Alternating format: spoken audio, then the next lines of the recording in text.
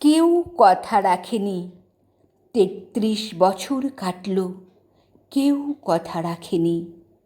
ছোটবেলায় এক বষ্টমী তার আগমনী গান হঠাৎ থামিয়ে বলেছিল, শুক্লা দ্বাদশীর দিন অন্তরাটুকু শুনিয়ে যাবে।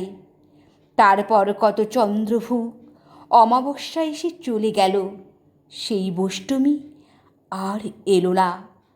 ২৫ বছর প্রতীক্ষায় আছি।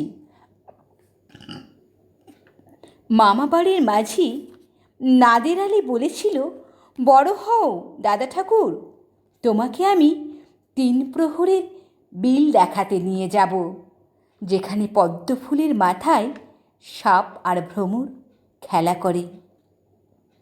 নাদের আলী, আমি আর কত বড় হব?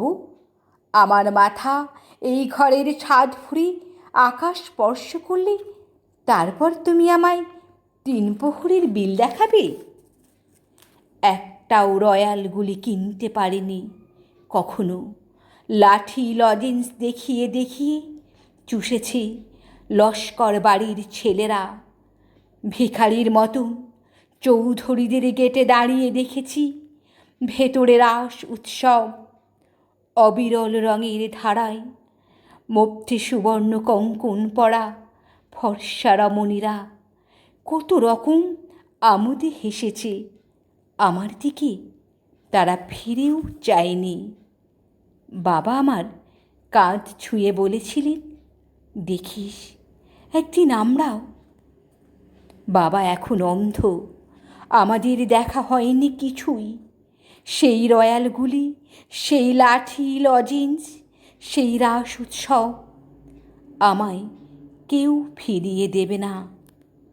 বুকের মধ্যে সুগন্ধি রুমাল রেখে বরুণা বলেছিল, যেদিন আমায় সত্যিকারের ভালোবাসবে সেদিন আমার বুকেও এই রকম আতরের গন্ধ হবে।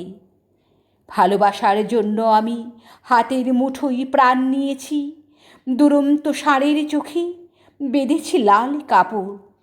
বিশ্ব সংসার তন্ন তন্ন করে খুঁজে এনেছি ১০৮টা নীল পদ্ম, তবু কথা রাখিনি বরুণা। এখনো তার বুকে শুধুই মাংসের গন্ধ।